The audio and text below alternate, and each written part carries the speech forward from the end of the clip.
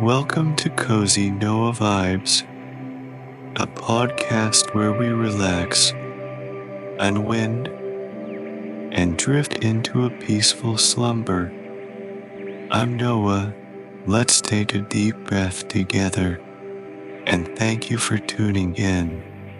In this special bedtime meditation episode, we'll share a cozy and tranquil bedtime story together. Tonight's story is inspired by a tale collected by the Brothers Grimm. It tells the story of two brothers who set out from a humble village to find an enchanted castle and win the ultimate reward. However, as the saying goes, you reap what you sow. They take very different approaches on the same journey, leading to vastly different outcomes. Before we embark on this enchanting adventure, let's take a moment to relax. Settle your body into the warmth of your bed and feel the peace and tranquility of the space around you. Whether today was busy or calm, you can let it all go now. The day's journey has ended. Relax your mind and body, allowing the remaining energy to settle down. You've done enough for today. There's no need to think about tomorrow. At this moment, the only intention is to enjoy the comfort of your bed, relax your body, and calm your mind. Then, let your imagination guide you into our story. Feel free to fall asleep whenever you feel ready. Now imagine a village nestled in a dense green forest, surrounded by the tranquil sounds of nature. The story begins in a humble cottage in this village, the Enchanted bedtime story. Once upon a time, there was a tanner who had two sons. The elder was named Ludwig, and the younger was named John. The brothers helped their father in the workshop from a young age and knew the hard work, long hours, and meager pay it entailed. As they grew older, they secretly wished to spread their wings. Though they loved and respected their father, they had dreams of their own and wanted to explore different paths in life. One day, let's take a deep breath. Their father was mending shoes for a passing traveler. As the traveler waited, he regaled John and Ludwig's with tales of his journeys, which sounded grand and exciting. The brothers, who had never experienced life outside the village, were fascinated by these stories. One story, in particular, piqued Ludwig's interest. The traveler spoke of an enchanted castle deep in the distant forest, where the entire court was under a sleeping spell. At the castle center lay a beautiful sleeping princess. Many suitors had attempted to reach her but failed. In fact, no man who entered the castle ever returned. A sorrowful fact, since it was believed that the princess and her future husband would inherit the castle and all its lands and riches, provided she and her court could be awakened. Ludwig's, a clever boy with a high opinion of himself, saw this sleeping princess as a golden opportunity to leave the family trade. After the traveler paid for the shoe repair and retired to the inn for the night, Ludwig's approached his father and brother. He declared his intention to pack provisions, and set out at dawn to find the enchanted castle.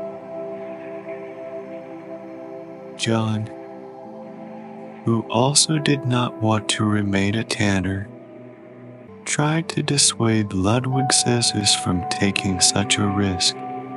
Even if you find the enchanted castle, he said, what makes you think you can break the spell when so many have failed? But Ludwig was not one to be troubled by such details. You're just jealous because I'm going on an adventure, he replied. Despite John's continued attempts to persuade him, Ludwig remained resolute. If you must go, John finally said, then I'll go with you.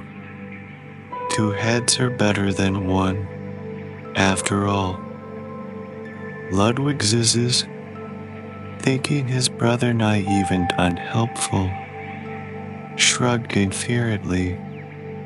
Suit yourself, he said, but don't think you'll steal my chance to marry the princess. With that, the brothers went to bed, needing a good night's rest for their journey the next morning. At dawn, the brothers packed some bread, cheese, and enough water.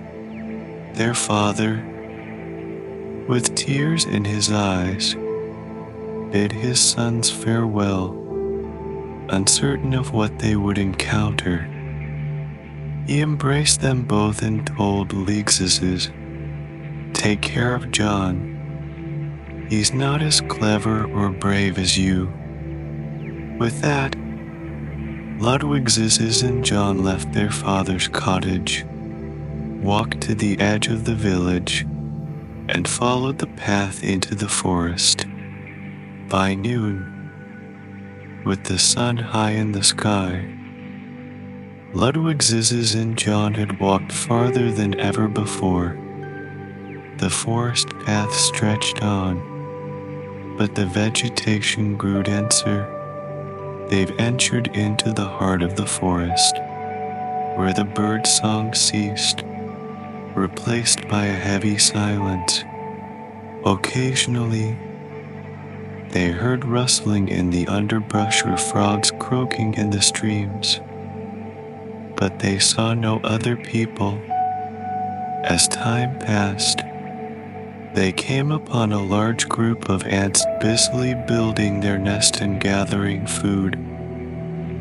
John instinctively avoided the ant colony, but Ludwig kicked the anthill, disrupting their work.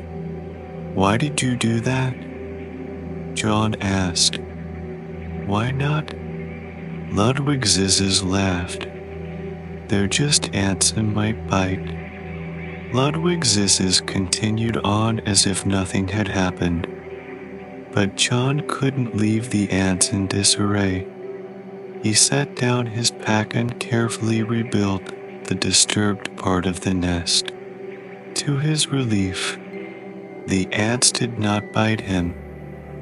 I'm sorry, John whispered to the ants before picking up his pack and catching up with Ludwig's.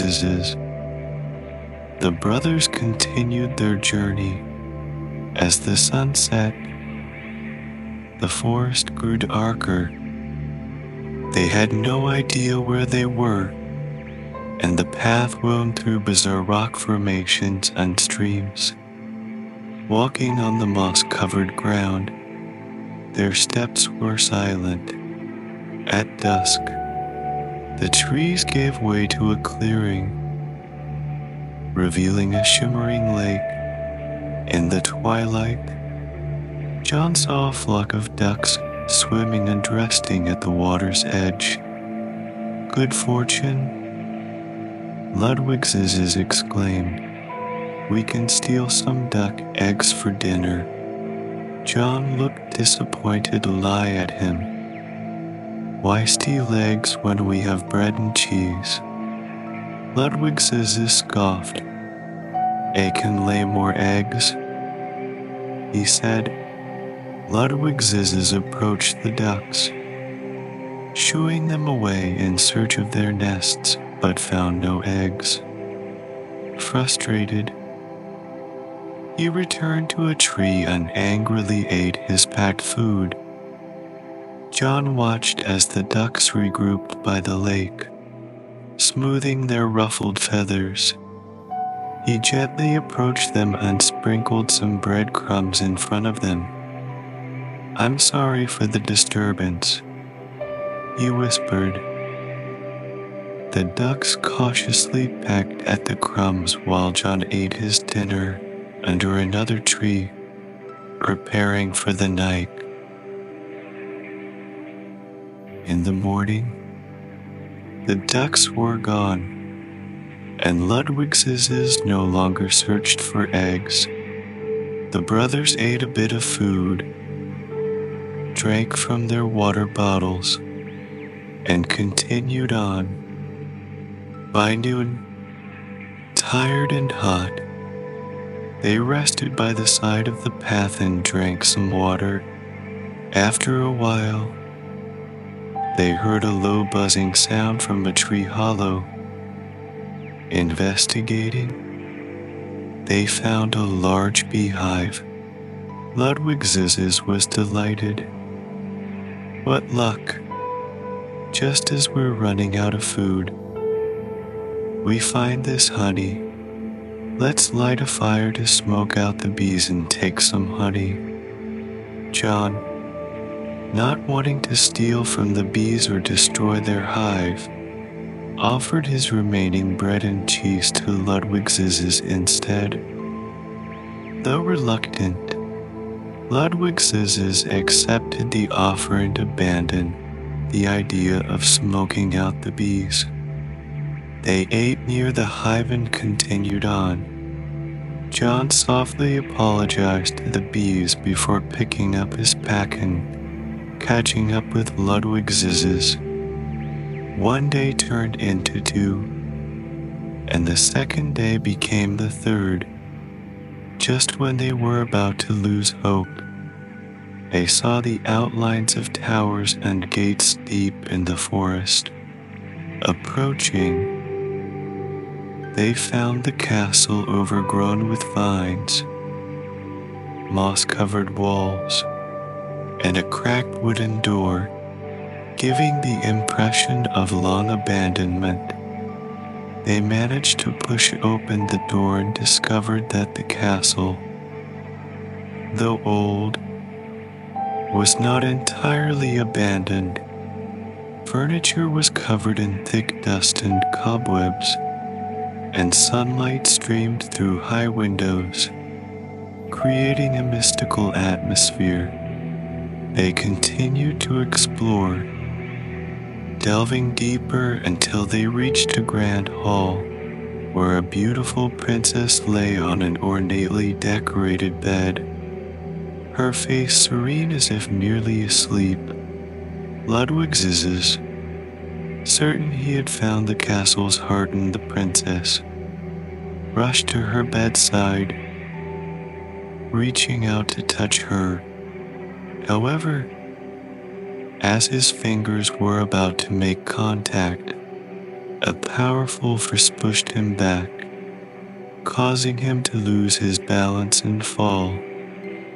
John helped him up, gazing at the princess with mixed emotions.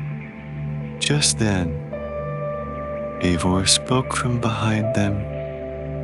"To awaken the princess, you must complete 3 tasks." Turning, they saw an old man dressed in simple robes, smiling kindly. "The first task is kindness," the old man said.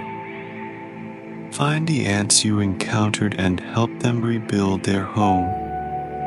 Retracing their steps, the brothers found the ants, their nest partially restored. The ant leader seemed to recognize John and gratefully acknowledged him. John helped the ants complete the repair, feeling them gently crawl over his hands in gratitude. Afterwards, the old man reappeared. The second task is compassion. Find the ducks by the lake and ensure their safety. The brothers returned to the lake and saw the ducks still there. John gently spoke to them and offered some food. The ducks recognized him and swam around him peacefully. The old man appeared for the third time. The final task is generosity. Find the beehive and ensure they have enough honey for the winter. Returning to the beehive, they found it intact, with bees busily working. John placed his hat on the ground gently, noting the bees seemed calmer, and there was more honey. Having completed the 3 tasks, the old man led them back to the castle hall. The princess's bed was now surrounded by a golden glow. John reached out and gently touched her. She opened her eyes and slowly sat up. "You have passed the tests and awakened me and my court," the princess said softly. The entire court awoke, coming to life. Ludwig watched his brother with a complex expression. The princess smiled at the brothers. "Both of you have shown courage and wisdom, but it was John's kindness and compassion that truly awakened me." She approached John and gently took his hand. "Will you help me govern this kingdom?" John looked at the princess, smiling as he nodded. He turned to see his brother, still with a complex expression. The princess approached Ludwig. "You two have the opportunity to show your wisdom and courage," she said. "There will be many challenges ahead, and you can choose to become a better person." In the end, the brothers found their place in the enchanted castle. Ludwig learned to respect and care for others, and together with John, they helped govern the beautiful kingdom. The princess and the court members lived happily ever after. The story has ended, with the princess and the 2 brothers finding a magical conclusion in this enchanting world. Now, it's time to enter your own dreams. Imagine yourself in that peaceful village, in that ancient castle, or by that shimmering lake. Whichever scene you choose, may you have a serene, comfortable night and drift into a warm, peaceful sleep. Good night, and may you have wonderful dreams.